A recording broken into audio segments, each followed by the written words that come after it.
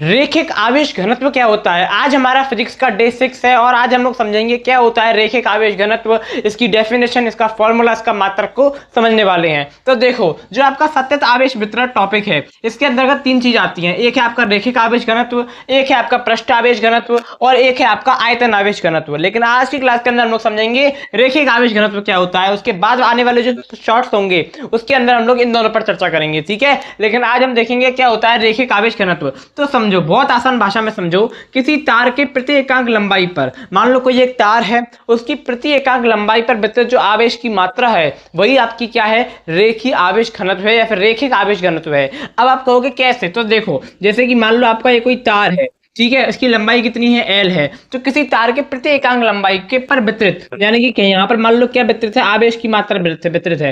क्यों, यानी कि आवेश की मात्रा वितरित है और ये जो आवेश की मात्रा वितरित है इसी को हम क्या कहेंगे, रेखिक आवेश घनत्व कहेंगे। यहाँ पर जैसे आप फॉर्मूले में देख सकते हो, जो आपका रेखिक आवेश घनत्व होता है इसको लैम्बडा से दर्शाते हैं, लैम्बडा से दर्शाते हैं। तो यहाँ पर क्या हो जाएगा, lambda is equal to Q upon में एल। एल क्या है, तो ये क्या है, आपकी लंबाई है, प्रति एकांक लंबाई। तो यहाँ पर डेफिनेशन एक बार फॉर्मूले को देख देख के याद करो। देखो कैसे, देखो, किसी तार के प्रति एकांक लंबाई पर क्या वितरित है, भैया क्या बांट रहे हैं, क्या वितरित है, क्या बटा हुआ है, तो प्रति एकांक लंबाई पर आवेश की मात्रा को क्या कहते हैं, रेखिक आवेश घनत्व कहते हैं। प्रति एकांक लंबाई के तार पर वितरित आवेश की मात्रा को रेखिक आवेश घनत्व कहते हैं। प्रति एकांक लंबाई के तार पर वितरित आवेश की मात्रा को रेखिक आवेश घनत्व कहते हैं। अब इसका मात्रक क्या होता है, तो क्यू, क्यू यानी कूलाम, क्यू यानी आवेश, आवेश का मात्रक क्या होता है, कूलाम। लंबाई का मात्रक क्या होता है, मीटर, तो कूलाम प्रति मीटर इसका क्या हो जाएगा, मात्रक।